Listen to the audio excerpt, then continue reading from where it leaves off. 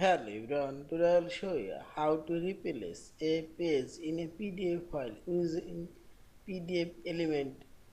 Open your PDF file with PDF element. Now select organize option and here you will find this more option and so you select a replace option and select your page ranger which page you want to replace and I will replace this page number 4 and type here 4 to 4 and click this open page from your file. I press this one and select open and see this replace, this page will be replaced.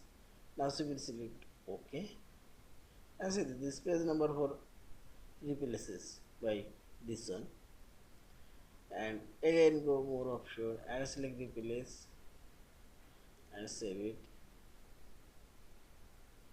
and I will replace first two pages, one from and 2.